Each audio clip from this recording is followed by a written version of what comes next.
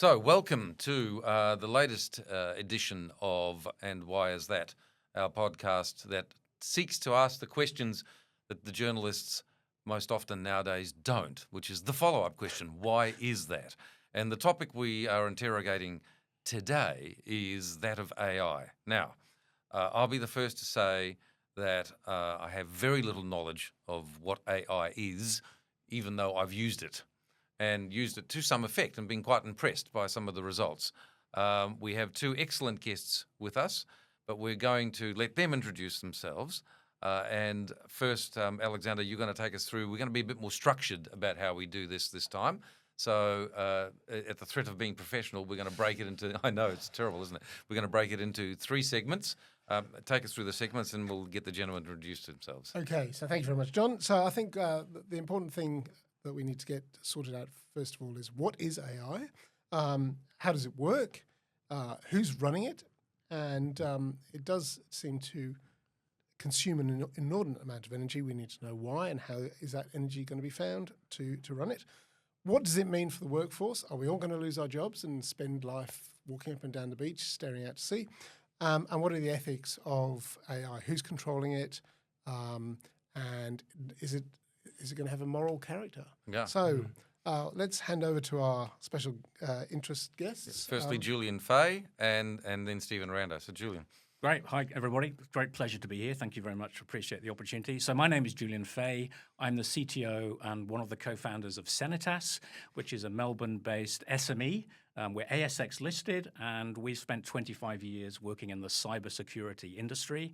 And our area of expertise is building solutions to protect infrastructure, so communication networks. We have encryption solutions for communication networks and for data at rest. So I'm not an AI professional developer or designer. I have a huge personal interest in AI. We're using it at work and kind of testing the limits of how appropriately we can use it in a very security-sensitive environment, which we always have to bear in mind. Pretty important areas you're protecting. Absolutely, yeah. We protect a lot of defence infrastructure, a lot of critical infrastructure, both in Australia and in more than 60 countries overseas. Oh, good God. So, it's a bit of an Australian success story that we don't hear about. Yeah, we're very proud that everything is designed and manufactured in Victoria. We're just down in South Melbourne. Yeah. And, we export to protect some of the largest infrastructure environments in the world. Fantastic. So I'm really looking forward to the chat. Thanks for joining us. Stephen Rando. And thank you again. Absolute pleasure, and what an incredible topic to be here with you. So I started my PhD journey on the ethical and societal implications of AI in digital flows in banking and manufacturing. And specifically, I'm researching how safe AI will be used across these industries and sectors. Now, through my 20 years of experience, I have studied, worked within technology, and now just to be here again talking about this new industrial revolution is just a new step. And to be honest with you, I'm not sure about you, Julian, but it feels like I'm starting again in my own technology acumen of starting fresh in terms of where this is going and how it's being used. So let's start with trying to explain to we lay people what AI actually is. And we're all now very aware of, using our computers to do just about everything, and we have one of these gadgets in our pocket, and it has more computing power than the first moon shots. And, obviously we've just had another round of going around the moon. We didn't touch that down as yet, but I'm sure they used a bit more computing power than they did in 1968. Yes. So we're all familiar with using computers. We're all familiar with using them as a tool, but we still have the concept of garbage in, garbage out, right? Let's start with breaking it down to what is different about AI. How do these, you use the term LLM, can you explain that to us, and how does it actually work? Okay, well, it might be helpful just to give a sort of brief history of the development of artificial intelligence. That's brilliant. Yes. And Stephen, feel free to jump in. I'm Yes. sure we'll have different perspectives on this. Yes. So the concept of AI is actually developed after World War II. It started in the sort of 1950s in the US, where the idea of, well, even you could argue actually even before that, Alan Turing, the British eminent, brilliant, probably arguably one of the greatest minds of all time, came up with this idea of the universal machine, which was a sort of a philosophy of how we could build a computer that would be generally useful and could compute a wide range of tasks. And it's been a sort of journey over the last 70 or 80 years to make that vision and turn it into a reality. As I say, starting back in the 1950s. the first generation of AI was really an attempt to kind of codify expert human knowledge by a set of rules that was called expert systems. Right. So the idea would be that you might sort of go to a doctor and say, this guy's an expert. I'm just going to ask him a whole bunch of questions. If a patient comes in the morning and they've got a temperature and they're sneezing and they look like this, then, what does that probably mean they've got? It might mean they have the flu. And then you ask them some questions. And that instinctively might feel like the right approach to kind of train a computer to do generally useful things. But it turns out that the world is so inherently messy, so complex, and there are so many edge cases that kind of codifying that in a set of simple rules doesn't really work. So it's basically inflexible in this. Inflexible, not flexible enough to meet the messy reality of nature and of human lives. So it became very clear that approach, and there's this if you look at the history of AI, there's this term AI winter, which often comes up, which is the idea of people getting very, very excited about an approach that seems to be leading to a very promising solution and a sort of breakthrough, and then ultimately leads to disappointment because it hits some sort of natural dead end and doesn't really go anywhere. There's a graph about that in terms of innovations. You have the anticipation, then there's the valley of disappointment, and then the peaks of maturity. John, that's actually right. Yes, and we've seen this across multiple sectors, right? So 1970s, we've seen the supercomputer. From early 2000s, we've seen the internet. And now from 2020 to 23, we've seen AI, artificial intelligence, but we've seen these GUIs, so these players that have come through, like ChatGPT, Gemini, and many others have now given us another platform to use this type of technology the way that we're using it today, right? But how is all this information is it being fed into one single source? Or does it all... Great question. Yeah, good question.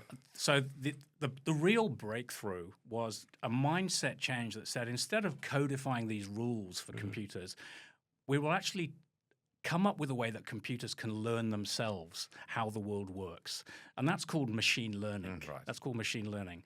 And you've probably heard of the phrase neural networks, which is the current architecture on which the current generation of AI models are built upon. And a neural network is a sort of vague attempt to sort of emulate the way that animal brains work. To the best of our understanding. It's not a perfect analogy, but it's kind of similar. So if you look at what a neuron is, the best way I like to think of it is a sort of evidence-weighing machine. So a neuron is a very small unit of compute that takes some inputs. It considers the relative importance of those inputs and then gives you a 0 or 1 as an output. And as a human, we all do this, throughout our normal lives. Let's say you're deciding whether to go out on Saturday night. You've had an invite to go into the city, and you're kind of weighing up, are my mates going to be there? Is there a good band on? What's the price of petrol? Or am I tired and could I be bothered? So you kind of weigh up all of the different factors that lead you. And a neuron basically does the same thing in a very small unit of compute. So the real breakthrough was in a technology called deep learning, which essentially nests ultimately billions of these neural networks and the data sets on how they've all been brought together. So think of Fabric and how they're all connected as part of that large language model. Right. So it's a neural network. It's a network of computers that are actually constantly learning off each other based on the various inputs that they're getting. Well, the real breakthrough, and you may be familiar with Geoffrey Hinton, who won the Nobel Prize this year. He's often called one of the godfathers of AI. Very well known. You two know about it. Clearly. Well, we might talk about him later because he's also a famous sort of doomer at the moment. Yes. So that's a very interesting perspective. Love a bit of doom. Yeah. Yes. But he was at the University of Toronto, and he had a team. So for many years, this neural network approach was also not really going anywhere, and people thought it was probably going to lead to another AI winter. But he worked out that his team worked out if you nested millions and billions of these neural networks together, there was a way that you could start them with essentially zero knowledge of the world, and you could input labeled data. So let's give a simple example. Let's say you wanted to train some sort of AI model to recognize whether a photo is a bird, yes or no. Now, if you think how you would do that in plain English, that's very, very difficult to do. Has it got feathers?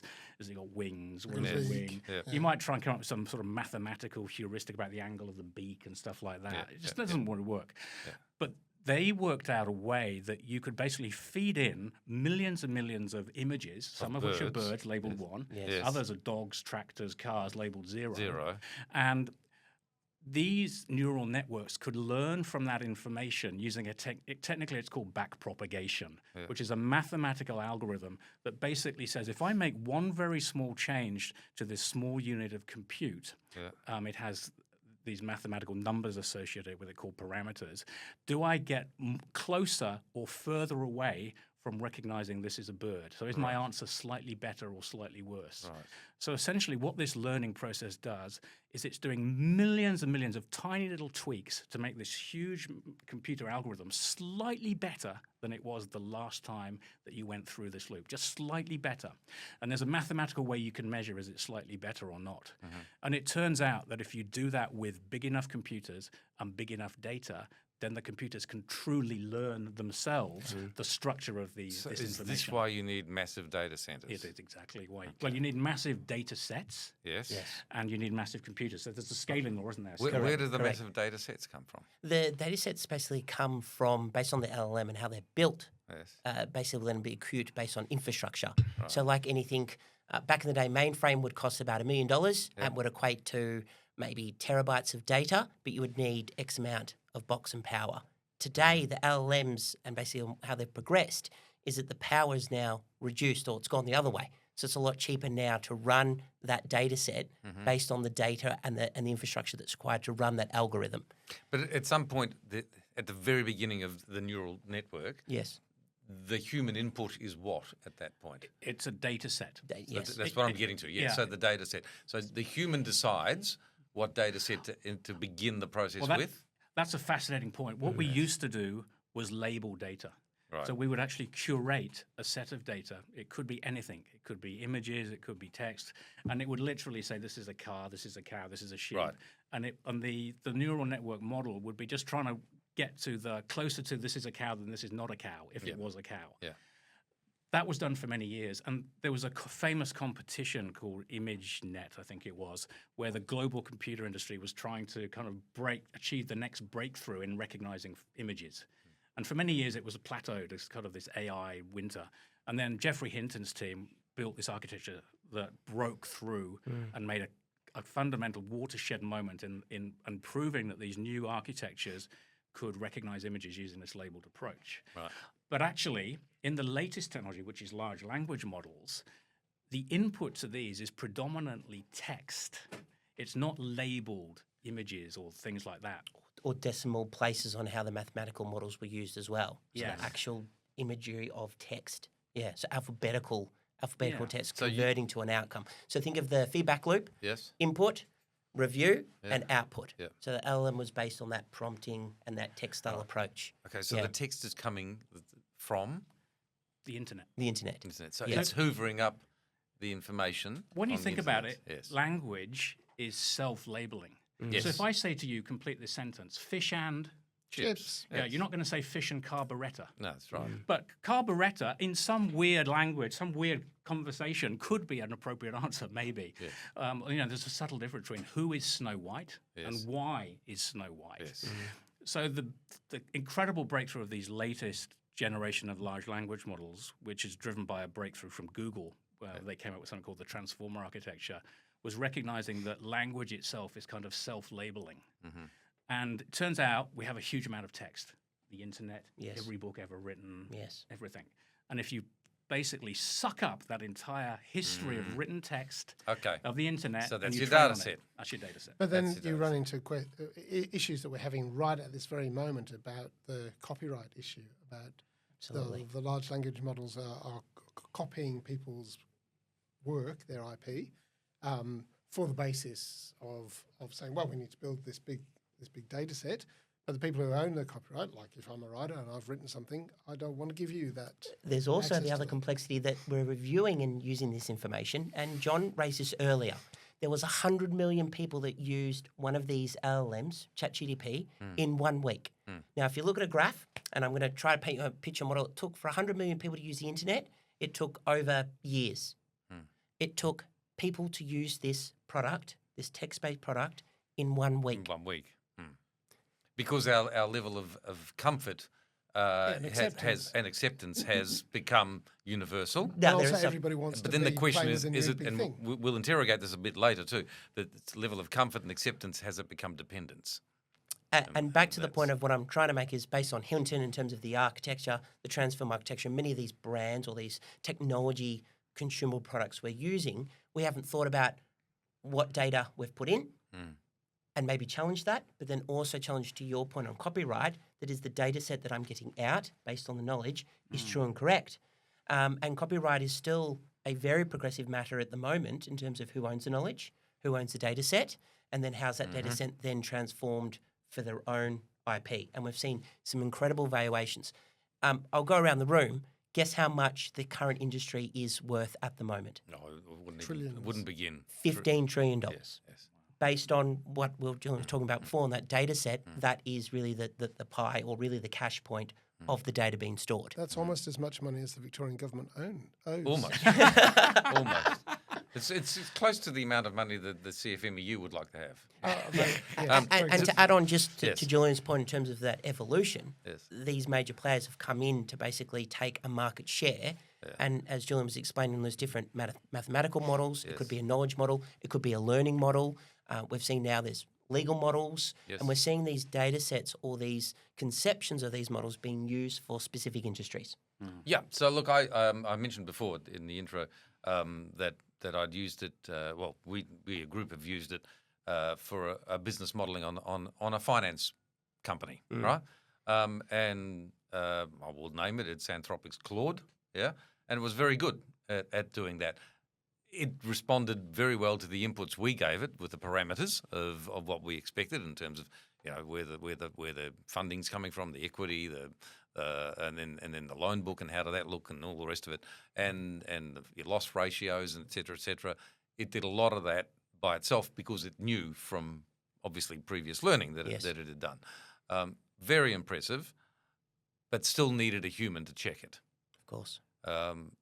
And I guess from what you're telling us, that will not necessarily be the case in the future because it learns every iteration. Well, that's a fascinating point you've made. What we've actually done is we've transitioned from essentially deterministic computers, where we expect them to compute in the same way and give us a predictable answer, Yes. to a type of computing that is more like a human. It's non-deterministic. And that means it will make mistakes. They call Yes. this hallucinations or confabulations. And its answer to the same question will change over time. I don't think we can say that AI today is going to make lots of mistakes, but AI in the future is going to be perfect and it will be completely trustworthy. I don't think that is the So case. like a human, it may make a whole lot of new mistakes. Exactly. Because Because there's a whole new lot of data coming in. well, to your financial analogy, if Yes. you've got a junior employee to do that work, Yes. you would want to check their work as well, I Of guess. course, and yeah. and largely in my experience in business at the moment, I'm seeing AI in its relative infancy, as you've mentioned, being used in that sense, like the junior or the intern. Yeah. And this is a great example, John, of what we call, I guess, inception or education of using the product. Now, instead of you employing a financial controller or you outsourcing that work to someone, you've used it as an assistant. Correct. So this is brilliant. And this is where we need the Australian public and many others to use it as an assistant, a virtual assistant, and using it with you 24/7. The other point to that is you rightly said you have to recheck it again and really question, is that right? Or what else do I need to tweak for that Correct. requirement? Because you're questioning yourself as well. Did I give it the right inputs? Correct, and we have this other term of over prompting and prompting paralysis, etc. But in the scale of a framework and architecture, you've added one small point where you've got some data for financially. Yeah.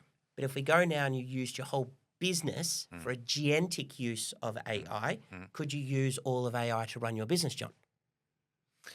That's actually an interesting question because in this group that I'm working with at the moment, we're having exactly that debate. Do we bother getting a CFO, or do we all know enough Yes. that we can check the work of the virtual CFO? And I guess, and Julian, you can see where I'm going with this in terms of the models of now where we're seeing how AI is so profound is because these are now available. These options are now available to you to use as a tool or capability. So is the system also taking into account regulation and legislation when it comes up with suggestions of how you're going to well, run yeah, your you can. business? Well, we gave this also parameters in terms of what is Legal and all this and what regulatory parameters there are in terms of how much you can loan, how much, so on and so forth. But you have to think of that as a hint. Yes. You have to say, please look at these regulations. Please put it in the context of these. But you should not expect it will, remain completely true to that. It's just a hint. You're always going to have to check it. Yes.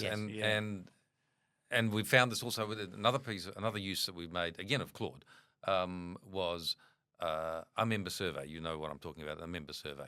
And we got the raw data from the member survey and we put it into Claude to give us the analysis and a statistical analysis of the nature that you would get in the past from a survey company. Yes. We could do this ourselves. We didn't have to pay a survey company. Yeah, right? which is amazing. And is I great. don't think you should discount this, John. And we discount it like, oh, it's that easy. But look how much time that's now It saved a saved. tremendous amount of time and money.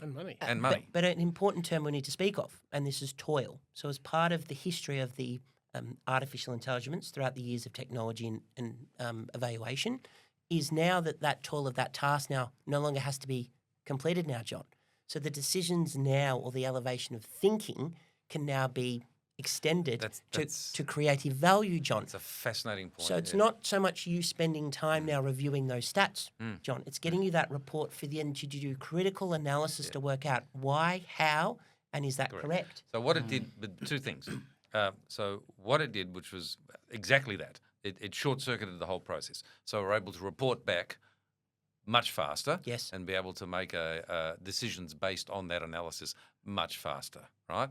However, when it then veered into a narrative to summarise the statistical analysis it had done, it did not understand the context, right? Of course. And so it made recommendations that were completely irrelevant or counter to the context in which this piece of work was done. So the data was right. But So the data output was right. wasn't. It's Understanding of. understanding of the environment was not. Of course. And that's probably because we didn't give it an understanding of the environment. And this is where we've seen, education play a big role in terms of that maturity I speak of. So how to master prompt, the what, the why, the how, the parameters around that. So kind of get that done once rather than multiple times, Yeah. John. Then two is then how do you then evolve that to the next stage, then give you the actual outcome that you needed when I spoke of that feedback loop. Yeah. That was generated many months ago. And then thirdly is then that maturity of how you then incept that further within the outcome you're looking to reach. And when I'm saying that is that, I'm going to be very honest here, John, I am president of the organisation or the partner. Please review that analytically based on being a partner of the firm and that outcome. So this is the evolution I speak of, John, where you've just taken it, but you need to then think up a higher. You could say, I'm a McKinsey expert, or I'm the president of a country. Please review it based on these parameters. God forbid both of those, but anyway, move on. Yes. And this is really where the extent comes from of how it can be used and how it can be stretched in terms of that knowledge. Yeah. But again, I do need to advise of a caveat here because part of Australia, there's about 79% that are just performing this specific role. So just prompting and using it to a feedback loop. Yep. What we've found is that return on investment still hasn't been properly equated for yet, but also, Julian, to your point, is that maturity around using it end to end. So where the architectures come now is we've seen transformer architecture as part of just a basic LLM to AI agentic architecture of multiple LLMs connecting all in a fabric in an ecosystem, John. Bit like this round table, we both have expertise, but if we brought it all together, it will then give us an outcome or output, bit like the podcast here today. And then full maturity. So you then overseeing how that functions. Right. So that's the fascinating part of the next evolution of where AI is going. Julian, but look, completely agree. That's been the big evolution. This year has been from simple prompts to agentic AI. And look, I don't know about you, Stephen. Sorry, by agentic we mean an AI agent, essentially. Yeah, it's an agent, like a virtual assistant that is performing some job in a loop, not just a one-shot in the response. traditional sense of what an agent does for you. Exactly, exactly. It has agency. Yes. Yeah, but I don't know about you. I find it exhausting just keeping up with this new intelligence. You that's in find the it world. exhausting. Imagine how we feel. It's literally every week there is a bombshell moment. I mean, maybe we'll talk about it later, in the security industry this week, there was a new model from Anthropic who makes that Claude Yes. AI that you talked about. They've just released a kind of super agent that turns out to be extremely good at cybersecurity. Right. That is literally probably a game changer for the industry. Right. But the cognitive load to kind of keep up with this is just like, we're all wrecked. And there's a key word there, Julian, and this is disruption. Yes. And I don't use it lightly because we've seen in 1 week a company disrupt another company. And I go back to the Blockbuster Netflix moment Yes. where Blockbuster were basically about to transform and Netflix came in the day after Just kill them. and was killed them. Now, Yeah. right now, we've got a technology and architecture that can kill not only a company, but basically wipe them off straight away in 1 week. So this brings Yeah, us yeah. this brings us to our second segment because we need to move on to the next segment.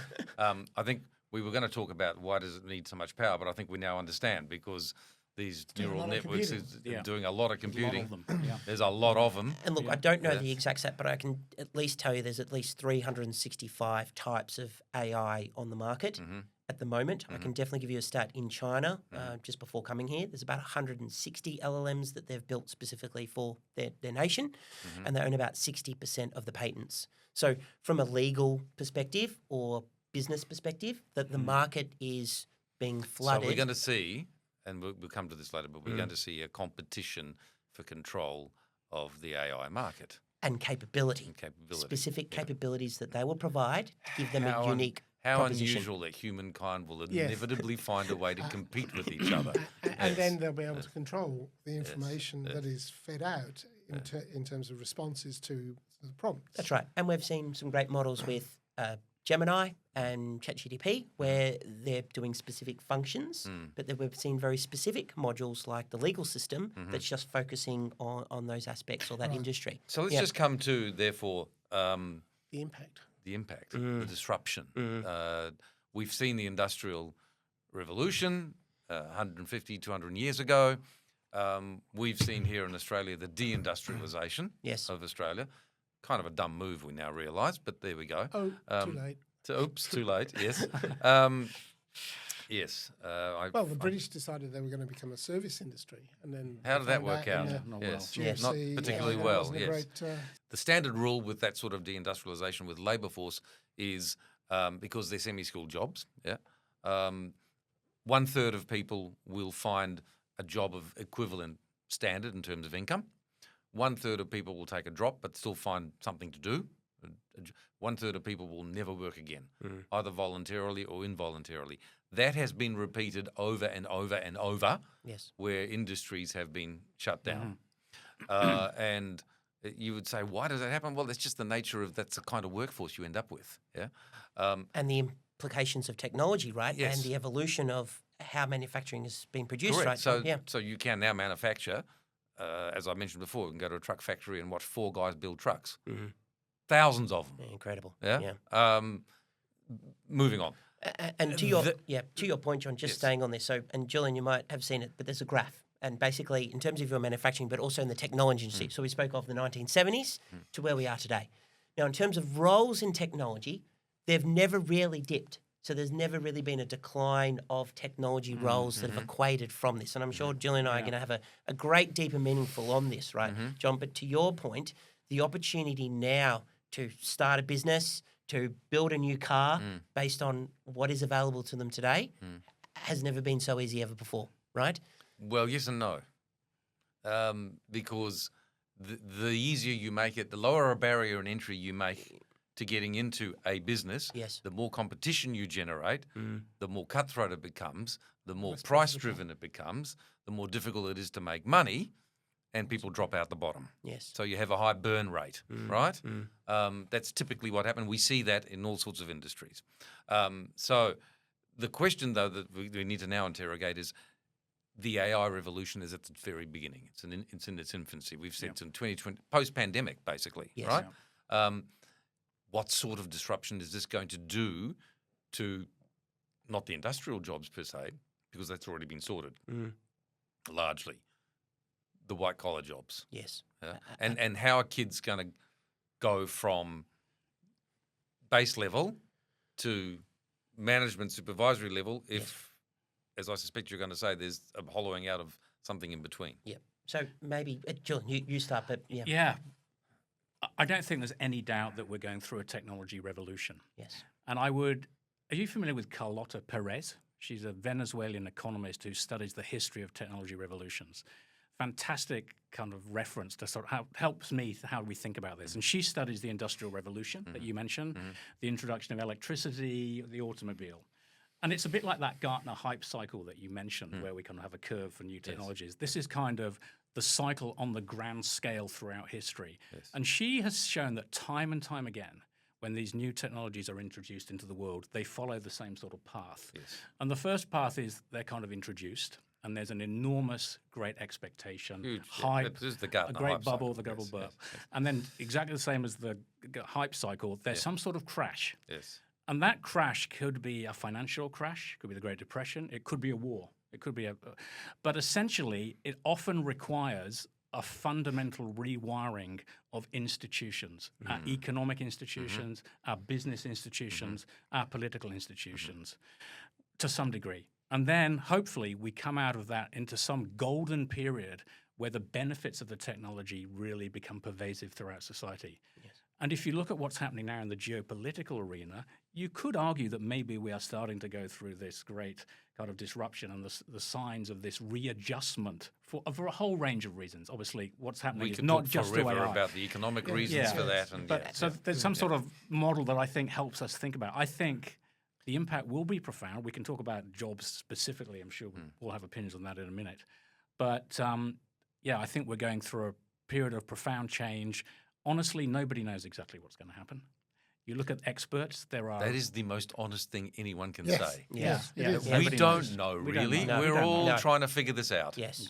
Yes. Do you agree? Yeah, absolutely. And what we're saying, even MIT, Harvard are trying to review how businesses now formed. We definitely know the displacement of jobs. So what jobs will be of the future. About 65 million new roles will be discovered as part of that. So there's a good friend of mine, Dr. Alan Thorogood. I'll pull you up right there. Yes. And we hear this very often, and we hear it from our politicians who are full of hype because that's what they live on. Yes, they don't like disappointment; they like to push hype. So we hear, there are going to be thousands of new jobs, and the guy pushing papers 14 levels down goes, "What the hell am I going to do? I don't even know how to turn this thing on." And this is where the cross-skilling comes in, John. So you're right. You've got someone performing a low-level task that may not have had the opportunity to learn a different skill or have the opportunity to cross-skill, which we're going. So this is a great mental picture. You've got CEO, some middle managers, and low-level workers. Yep. And each of them are performing a specific task. The opportunity now we're seeing organisations is cross-skilling those individuals to perform different tasks. So what is he going to do? He'll have an opportunity to perform that task. Who's going to teach him that? Hopefully, the organisation will instill an AI adoption maturity framework that will allow that individual to learn and educate themselves. I know on the model. I'm jumping around, but I want to dig further. Who's going to teach the kids to learn that way? Are we changing our education system sufficiently?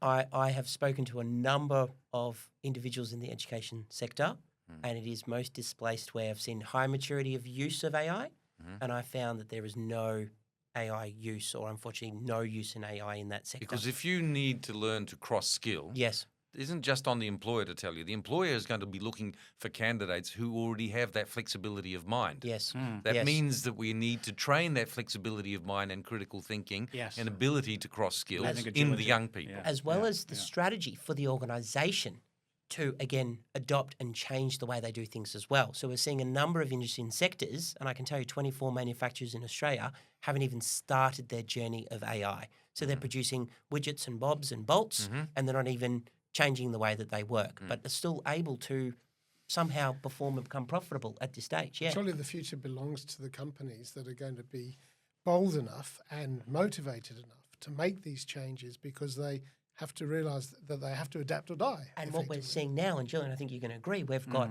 organisations that are run by one individual that are performing multiple tasks. We're seeing at the moment 137,000 new specific roles of AI engineers that are being deployed into organisations to build specific LLMs, large language models, for their organisations. Yeah, I mean, you look at Jevons paradox is the kind of the history of what's happened when a technology has come in the world. When you make something really cheap and easily affordable, you kind of go, well, this is going to put a lot of people out of jobs and a lot of traditional roles. But, you know, the history is that we basically create new roles and humans find new ways to earn money. Like, who'd have thought an influencer was going to be Is a it career? really a thing? I mean, honestly, is it really a Yeah, sustainable I- thing? I've got several friends I know, whose children I are know. making a perfectly good. That Yeah. is, I know. I think you would be surprised. Yeah. I'm not sure it's got much of a But retirement is plan it attached to it, but sustain- anyway. is it Well, they're making a lot of sustainable? money. Making a lot of money, yes. But it isn't. I mean, okay, we don't want to get sidetracked into influences, but Yes, it's kind of like a fragile career it is a fragile. because the technology can change Yes. overnight. Absolutely. And- But everything's fragile now. So that's that. So Everything the is. permanence Yeah. that the And it's becoming permanence that- acceptable as well. Except that plumbing. friction. Plumbing Yes, is plumbing one is thing. permanent, I yes. think you're okay. toilet paper, both yeah. human and otherwise. Yeah. The permanence that and the feeling of permanence and stability that marked the I guess the maturity of the Industrial Revolution. Yeah. So from the mid 19th century through to the post-war period. There was a sense of permanence that things were done over that 100 years pretty much the same. The technology was we've always done moving it. from steampunk to Sure. a bit more sophisticated, but Yeah. basically you're boiling water to turn a turbine round with steam, right? And now it's all in China. Yeah, now it's all in China. Yeah, and so there was a maturity of that technology, but it wasn't a fundamental leap. So it felt permanent. What you're talking about is a continual disruptive environment, Well, so Goldman Sachs. or is it? Well, Goldman Sachs just put out a survey, which is some sort of data point. And again, if you listen to the leaders at these frontier AI companies, at Google, at OpenAI, Anthropic, they all have a very diverse range of opinions about the impact. And I think we're going through a fundamental moment in history where you have half the people are technical optimists and the other half are technical pessimists. You talked about Hinton. Yes. Can we Geoffrey just Hinton. come back to his doom saying? I'd Because love to we love a tell bit you. of doom saying. You want a bit of doom? I'll give you some doom. Let's have Hit some him doom. with the doom, This Julian. is so interesting. Yes. So Geoffrey Hinton, one of the godfathers of AI, came up with this deep learning architecture, sold himself to Google. He basically put together him and two mates and said, "You should buy us as a business because we're future Nobel Prize winners." Yes. Sold himself to Google, and then all of a sudden, about I think it was 2024, he announced his resignation. One of the world leading computer scientists at the best company, arguably. And people said, "Why did you leave?" And he said, "Because I didn't realize how powerful AI was becoming, and I am seriously concerned about an existential risk. And I can tell you technically why I have this existential risk." And he has spent the last 2 years just talking. You can find him on podcasts, YouTube. It's so interesting. He has some very specific technical reasons why he thinks AI is a threat. Now, I should say, a lot of his peers completely disagree with him. They think he's like fear-mongering. But his technical threat is... Churchill didn't have many people believing him either. Well, exactly. His particular argument, I'll be very quick, is that if you look at the number of neural connections in the human brain, I think there's 100 trillion neural connections, something like that. If you look at something like GPT-4, it's estimated there might be 1 trillion. Yet, ChatGPT-4 knows a lot more than any of us as humans do about the world. Average IQ is, I think, 136 Is that for right? that. Yes, Okay, yes. yeah, I didn't know that. So he says, how is this possible? He said it is quite likely that digital learning is more efficient than biological learning. It might be that we've actually developed a far more efficient learning technique that will scale. And he says, furthermore, imagine if you want to communicate between humans. Let's say you want to tell me all about your job at the bank. You can't plug a USB stick into my brain and download what you know. You would have to verbalize it. We need a lot of beers and a lot of pubs for months before I can even get close to your level of I think competence. that's a great way to spend the afternoon with you, Julian. Yeah, well, let's do it. But an AI model, the intelligence of the AI model is literally mathematical floating point numbers. Yes. That I can copy instantaneously to multiple copies of an AI intelligence. So they have this kind of hive mind capability. Now we're talking about Skynet. Potentially. So his point though is that you can have multiple AIs all running around learning different things, one focusing on how to make a better car, one focusing on how to solve nuclear fusion. As soon as any one of them learns something, they can instantly update all of them. So they have this collective intelligence. It's a bit like, have you seen that Apple TV show, Pluribus, that came out just before Christmas? It's a bit like that. And he also points out that these are immortal. Yes. You can't kill them because it's literally numbers in a spreadsheet. Yes. A lot of them, but it's numbers in a spreadsheet. Yeah. So he says it might, and this is like just so interesting to me. He thinks that biological intelligence could be just an evolutionary step on the way to digital intelligence. Okay, so let me just interrogate that for a second. Yes. Let me just interrogate that for a second. So I made reference to Skynet. So for those who don't know, Skynet was famously the AI that controlled the robots that was trying to eliminate the human race in the Terminator movies, right?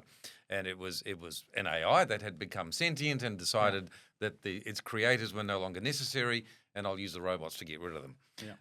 I don't remember the particular case, but I did read in the Wall Street Journal a little while ago that there were 2 AI examples where AI demonstrated self-preservation. One where it was aware that it was going to be shut down and it uploaded, as you just said, all of its knowledge to another AI model to preserve itself, and another that lied about what was going on in order to stop the humans from shutting it down. Well, even this week, Anthropic has released a new model called Mythos Preview that is so powerful that they refuse to let it out to the public. It has the ability of an ASD or NSA level cyber expert to find vulnerabilities in computer systems. Literally, it has found thousands of vulnerabilities that have been in all of our standard software stacks for the last 20 years. It's just absolutely breathtaking. So they have given that very responsibly to sort of 40 leading tech companies to use to try and patch the problems, yes. before an adversary gets it. And with them on the uses dark it. web? Yeah, well, I mean, today's AI is the worst it will ever be. Right. It's only going to get far more capable from this. It's not only fascinating; it's somewhat sobering. I mean, if Geoffrey Hinton's predictions are correct, we're in deep trouble. So let's talk about the ethics of Yes. AI then. Perfect This is the time segue. to get into that. And who's controlling it? What moral boundaries are they working within? And also from the perspective of responsible government. Such as Yes, and I've got a government example we can talk about in a minute. You know, we're in a global world, but the differences between governments are quite stark, as we've seen recently. Yes. The difference between, say, the American government and the Iranian government, as an example. So you've got good actors and bad actors. Yes. In government, in power, with money. They've got more money than anybody else, so they can afford to sponsor or support the development of these things. So how do we retain some semblance of normality and control and moral authority? It's a very good question. Look, I'm a bit of an optimist when it comes to responsible artificial intelligence use or frameworks they're using to build these platforms. That's because you're not old enough. Yeah, that's right. To be cynical. Yeah. That's right. Just wait. There are Give it a instances minute. which is wonderful that there is a responsible AI lens being used. Bias, transparency, how the data's been concept and used, and then how it's kind of deployed out to a customer. So there's privacy active where that data's stored, how it's stored, etc., and how it's shared. The second part of that responsible AI use is there's still not enough evidence, and to Julian's point, is still not known yet on what is defined as safe AI. So what can I put hand on heart saying, if you use this tool to help you in a medical episode or to help you manufacture a new car, would it be safe to use? Well, can I tell you, gentlemen, and I'm still a lot younger than all of the 3 gentlemen you here, but no system that's been built has ever been perfect. No. And the systems that have been built out of that 365 elements, I can guarantee, based on Julian, the vulnerabilities and security penetrations that would be part of that product. 2, that some of the vulnerabilities in that product of how that information's used or how it's given to a generic response back, because again, the parameters haven't been set, or if it's about to anti-shut down, someone has thought about that scenario in terms of what default option that it's used. So there's probably 2 points I'm trying to make. One is there is instances of responsible use of AI. We've seen numerous cases of judges, lawyers, organisations that have been caught out because they've used that AI and trusted it for the betterment of their business, but unfortunately was incorrect, but they've still trusted that. So who is liable? And then I guess to the third point of what I'm trying to make is that there are some ethical use of how they're being used at the moment for the greater good of humanity. First thing I'll say is that we know who's liable. Yes. Because if you have a responsibility to deliver a task and there are legal implications to it, and no matter what tool you use, if you're not exercising your responsibility appropriately, you're liable. Yes. So it's Yes. simple as that. Yes. So it's the same as when people ask, well, what's the situation in autonomous vehicles? Who's responsible? Well, if there are levels of autonomy, and so if you're at level 4, which is the vehicle is autonomously operating, but you are the driver on board, you are responsible because you are the captain of that ship. While you still have the opportunity to intervene. To intervene. If it is level 5, which is totally not No steering in the wheel. control of the passenger, the responsibility lays with the people who are managing that. Yes. In other words, who owns the program that's running the vehicle. And we've seen some great catastrophic companies that have collapsed based on that. Yes. So we've seen a car manufacturer in San Fran where unfortunately there was some injuries. Yeah.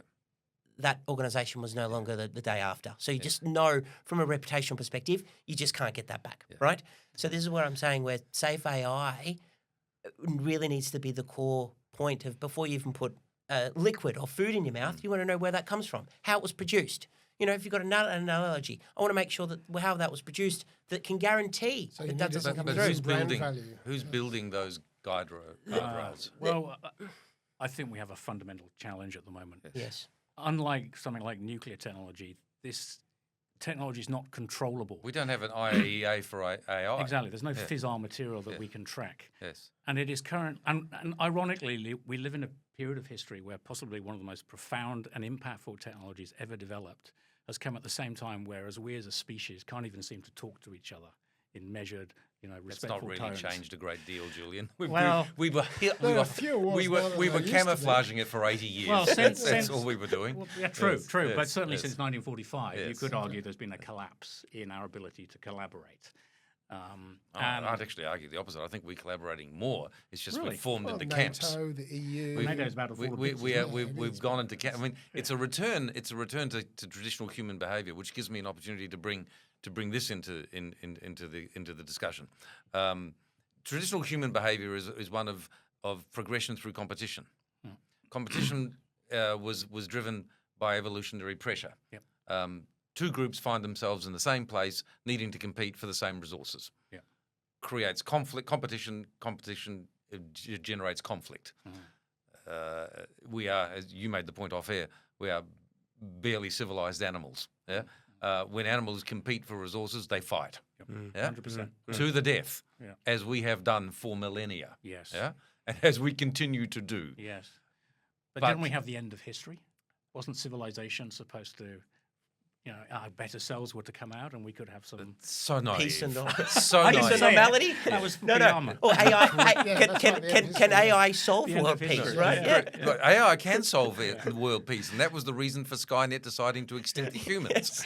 Yes. It would be a much safer and, Correct. and It's more a much peaceful safer place. if Get we rid of had those- humans. And don't let Pesky it, animals. And let's not allow Yeah. human that might true. have 99.975 percentage. Let's give it to the robot that's 99.95% Correct. accurate. That's much more logical Just outcome. think of the benefits to the environment. Yeah. So, Well, exactly. we are presenting as more civilized, but we are realistically just reverting to our traditional competition I mode. completely agree. We have a thin crust of We have a thin civilization. crust. And that's It's very Dominate that thin. all. It's Yeah. very, very I thin. completely But agree. for Turn that off the air thin, conditioning there's on the been trains. multiple options of Yeah. that thin crust now of what's now available to society now as well, gentlemen. But that brings me to the point that this is a marvelous tool, and like all marvelous tools, it can have some risks, and it's never perfect.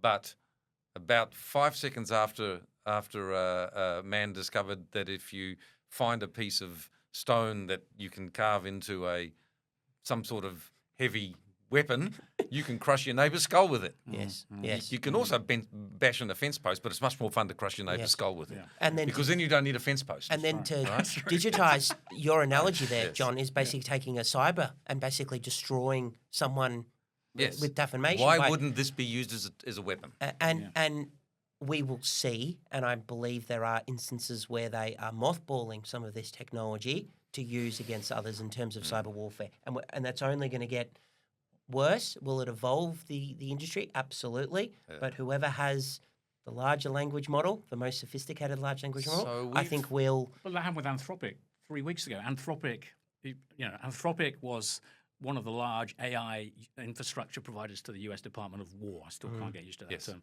And the Department of War, Pete Hegseth, demanded that the Claude technology could be used for any purpose that the department deemed fit, including autonomous weapons, everything.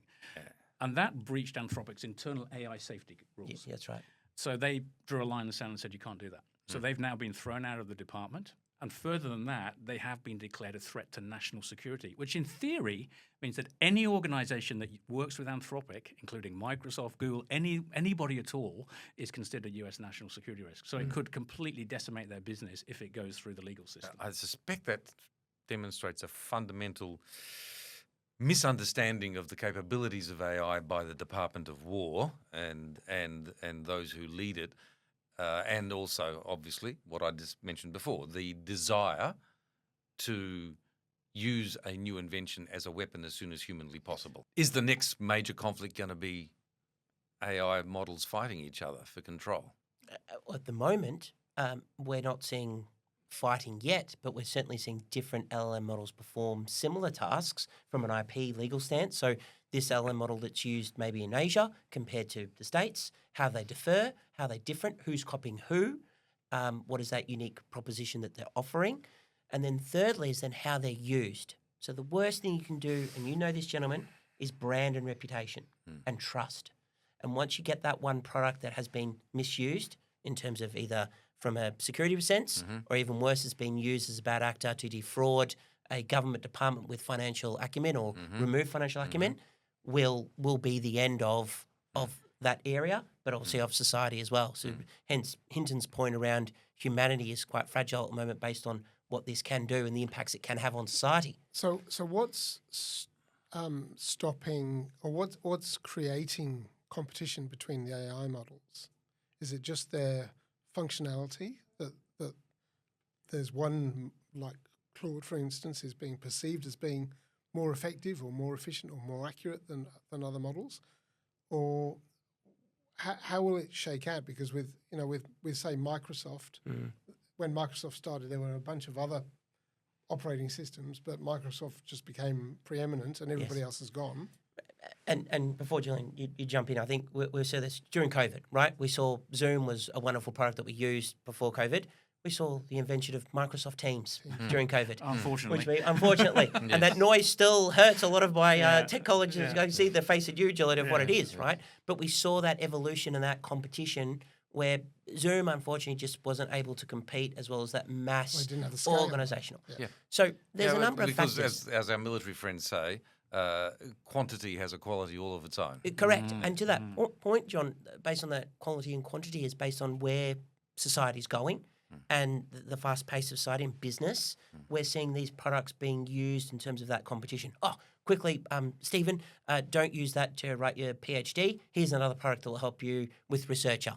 Use it. Oh, well, I did that a lot quicker. Or we use another product. I'll give you a great example in the medical episodes, right? We've got one of the best eye doctors in Australia, and he's competing against a robotic device that removes cataracts.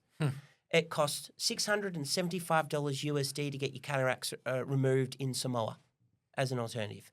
He charges, and I think I can say this on air, closer to the $10,000, $15,000, but it's a human performing this task. So the competition is actually coming on the disruption of technology, giving you options. And the reason why I say that is now we have an option to choose something based on cost, no loyalty, unfortunately, or based on quantity of the individual performing that task. Right. Well, this becomes the question then from a marketing point of view. It's one of commoditization, right? So you talked about building trust, you talked about building brand. And so, you have Anthropic who have their own parameters that they won't step outside because they wish to maintain that trust and maintain that brand. Can I just add to that? Yes. That immediately that Anthropic pulled out, yes, OpenAI ran straight in and straight said, in. we'll do it, we'll do it, we'll do it. Sam Altman wasn't going to miss that opportunity, right? So that will lead to the breakdown in that sort of ethical barriers thing because business is business. But the point I'm making about the commoditization, and we've seen it in so many other industries, is that brand falls away. And I guess to our original point of where we first started 70 years ago of technology, it was extremely expensive. Yes. Technology was a cost and you had to have it to be competitive. Now, based on the scale of where we are today, being it easily accessible, being cheaper to build, and more available than ever, allows anyone to adopt and use that today. So what's the business model for an Anthropic or an OpenAI? Because they're not charging much for Well, this. you say cheaper to build. I mean, Yes. actually building a frontier model is a massive investment good point. in, Yes, in no. computing resources, Yes. data, and interestingly, Energy. of course, energy, yeah. Interestingly, there are two classes of sort of large language model at the moment. There are the private ones, so we're talking about Anthropic, Gemini, ChatGPT, but there are increasingly a range of open source or free large language models. Right. A lot of them are coming from China. Yes. In fact, the best ones are coming from China that you can run on That's your a whole other laptop. dilemma we'll talk about in a second. Yeah, Yes. but you can run those on your laptop for free if you've got a big enough Mac or something. Yeah. And they are maybe 12, 18 months, maybe a bit less behind the frontier models, but kind of keeping pace. In fact, Google released one called Gemma 4 just 2 weeks ago. You can run it on your phone. So if you're on a plane in flight mode, you can ask pretty good questions. It's not the same as Claude, but it's very good. So there is this split, and that's part of back to the ethics and the safety. Is those open source models are completely out of our control, Yes. and they can be tuned by hackers, by adversaries who want to create some sort of bioweapon. Well, actors. fundamentally, Bad if actors. it's open source and you're not charging for it, Yeah. you've got to make money from it somehow, or there's some other purpose behind it, right? Yes. So if you're making money by selling the data of what people are doing with it, then that's the whole privacy issue, Yes. Yeah. right? Yeah. Yes. And security of your transactions and your data. And if you're making money because you're using it for malpurposes, then somebody's paying you to do that, Yes. right? Yeah. And we can only imagine what they want to do with that. Yeah. And the other issue is strategic positioning of AI. If you have an adversary who has a large chunk of purchase in your marketplace of AI that everyone is now using as an open source because cheap, convenient, and they decide to shut that down, and your entire economy is starting to rely upon that happening, Absolutely. Yes. you're in deep trouble. Yes. Yes. And you can't replace that we spoke of workforce of the future. Yes. Once you remove Bob from producing those documents and that model is no longer there, who is now going to perform that function? And there's no What- historical knowledge either. What is the DR, the BCP model of that process? This is the equivalent of shutting down your production facilities, your heavy production facilities, car manufacturing, etc. When you lose that capability to manufacture heavy equipment, to build your own AI model Yes. in the future, you don't get it back. Yes. So And it's a very interesting point. And Julian, what are the governments doing to create boundaries? I mean, there's very little role for government in many, many things, but one of the things it should be thinking about is the national security implications of the capability of and the security of your nation, and this is your area as well, in being able to be Sovereignty. self-sustaining. Correct. We've just seen what happens if we're not self-sustaining in fuel. you're absolutely right. And we've discussed this because we don't know what's going on, but what we've seen is some nations, like El Salvador, that's just released grok for the whole nation at no charge for the whole education system. Now, we don't know how that's going to happen, how the education system will And be. you better trust Elon. And Elon's going to get all that incredible data from El Salvador. Yes. Yeah. And to your point, John, the sovereign wealth. So if grok went down, sorry, Elon, if it did, what would that do to the It's whole a education? significant sovereign risk here. And the same with Australia. You're exactly right, is that what sovereign lane will Australia fall under in terms of at the moment we're in a service consumption model, which is wonderful because we're educating ourselves. We've got a number of researchers that are using LLMs at the moment across multiple sectors. Are we building enough Australian LLM models at the moment? Our history does not bode well on that. Would I like us to build more models, Julian? I would say yes. Do you think we've got the capability? Yeah, capability and the money? and the money and The we data center infrastructure? and we actually uplift that, and we've seen that in the meditech industry, right, John, recently. Yes, exactly. So I think it's a huge line that Australia can play in this. You talk about history. Australia, every engineer that was in Australia was shipped off to Europe because of our expertise, right? Are we seeing that now as much as we'd like? Probably not. Would I like to see more of AI engineers being developed in Australia? Yes, and shipped off overseas? Probably not, because we want to keep them here to build capability here for Australia. But if I can go back just a second to the El Salvador example. Yes. If you extrapolate that out, do you see it being feasible that nation states can become captured by these AI machines? Absolutely. And We're all captured already. We are. when we have standalone systems that we use, and Julian will certainly talk about this, of course, where there is no other way to learn, or you remove another system to consolidate, because knowledge is power, right? you're in big trouble, right? Yep. To your point. Well, I mean, conceivably, Trump could say, you didn't come and help us in Iran. We're cutting off all access to American AI technologies. Conceivably. Okay. Pretty extreme. But you know. Right now, give you any could ideas. yes, right now you could probably survive that. Yeah, I'm Yeah. not. Yeah, Right. we could survive it. But Yes. in We'd be the near seriously future, disadvantaged. when Yeah. you've become ever more dependent, you probably can't survive that. And, Yeah, to your exactly. point, Julian, some of our critical industries, like our cybersecurity, like our mining operations, Or even right just to fuel our transport. financial Yes. services sector, Yes. once we become reliant on that product, Well, this is to that- this is where the safe AI comes in, the responsible use from a nation and then Yes. from an organisational To perspective. How it's precisely that used. point, we are fundamentally still a mine and a farm. We're completely dependent. And if we are increasingly using technology driven by AI to automate as many of those functions as we possibly can, because nobody wants to go out and harvest in 40-degree heat, and nobody wants to be digging a hole anymore, right? And nobody wants to drive a monster. Well, some people want to drive a monster truck, but very few people want to drive a monster truck in a big hole. Yeah? So these things are all being automated now. They're being driven increasingly by AI models because you need fewer people to do the physical control of it. Yes. Someone else has control of that. You've just shut down your entire economy. And as well as you speak of our IP and our educational sector and where we want to, I can hard on say that there are some roles, gentlemen, that I don't think we need to perform anymore, right? And that's great. But we need to either cross-skill those individuals to embark on that next stage. But secondly, the roles that we should be producing now is of that capability to help us do that more efficiently. Okay. We've covered a lot of ground. I don't think we've solved anything. You said you like Doom. So Yeah, I'm you gonna like bring up Doom. You We like did Doom. like the Doom. Yeah, The we Doom like bit, it. I love the Doom. Doom bit. Yeah, makes for great Hollywood scripts. Yes, which will be written by AI. Yeah, Thank absolutely. goodness we're in our 60s Already now, out. The 20s. music is poor old Hans Zimmer. You know, what's he going to do for a living? Because they can just reproduce his stuff like that. Yes. Moving on. So actually, into the creative arts for 1 second. We talked about it briefly off air, but the one thing AI can't replicate yet is the creativity of the individual, the ability for us to imagine things, or can it? So, I mean, I mentioned this earlier. You can make you can make a pretty good clone in anybody's voice, any artist, any musical artist. There's a lot of people doing Nick Cave lyrics. Yes. And then Nick Cave made this beautiful comment on it that I loved. He said, but the AI hasn't suffered.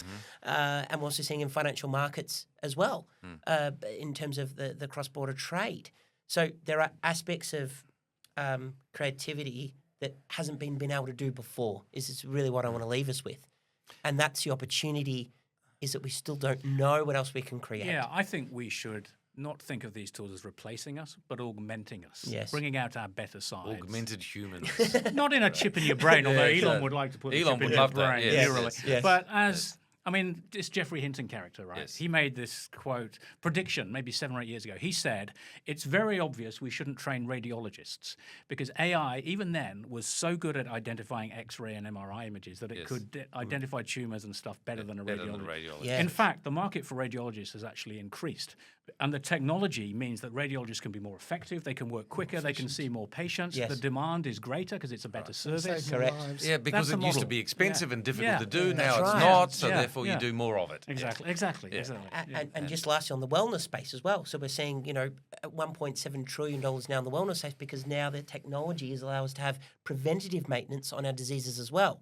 So again, there's been We're all going to live to 120. well, and maybe there could be an opportunity with AI that will help us with the formula, How will John, we to help us afford do that. Have you, on that, have you heard of Ray Kurzweil? Yes, I have. So Ray Kurzweil wrote this famous book called The Singularity is Near in the 1990s. Yes. And I don't know if you've read it, but I think it was last year or the year before, he produced The Singularity is Nearer. He's been very prescient on a lot of these sort of AI time scales. He predicts we can solve aging He predicts aging is really just cell. Well, it's cell mutation, regeneration. cell Yes, regeneration. It's cell regeneration. So he's got these incredible predictions about you can plug your memory into the cloud, you can regenerate your cells, we can all live forever. I mean, some of it's Do sort we of really want crazy. Well, Is that How any is that longer gonna human? work? Yeah. That's a whole other how- conversation. There are Yeah. positives and negatives. I There want to wrap it up because we've run Yes. significantly over time, but it's been a fascinating conversation, and we've covered even more ground than the 3 areas that we talked about. Hinton worries me, but I suspect he worries a lot of people. Yes. Let's just wrap it up with a bit of a thought from you. From a user's perspective, Corne, what are you? Where do you think we're headed? I mean, you've made your living out of writing. I haven't quite as much, but you have. Where do you see this as a tool, as a user? I see AI replacing the job that I used to do in a very short space of time, and I see it replacing a lot of manual, if you like, jobs. Whether it will free up the future me to do something more fun, I don't know. But I just think that the internet, as we have known it for the last 20 years, has made the business world completely dependent upon it. And if the internet goes down, business stops, fuel pumps won't pump, and blah, blah, blah. It's kind of like a 10% version of what AI is going to be in a few years' time, where AI will be everything to everybody, potentially.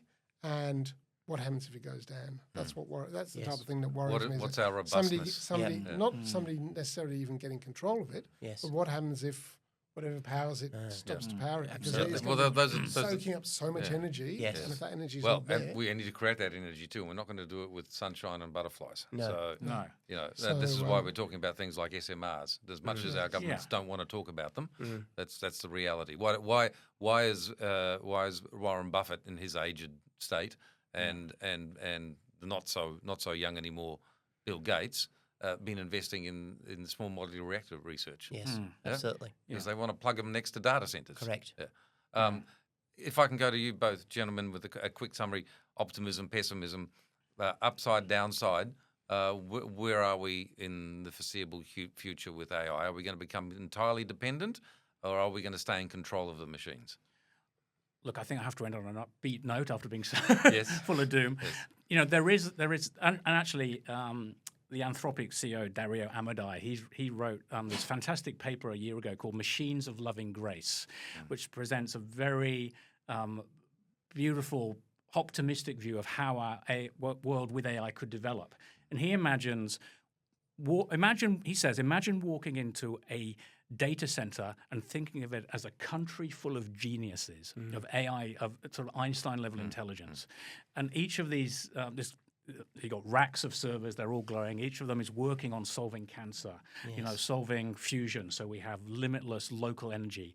And he paints this kind of portrait of how we could compress 100 years of scientific research into 10 years. And that's quite an interesting and provocative idea. And he paints this sort of picture of this post-scarcity world where we live in, where we can generate energy at point of use.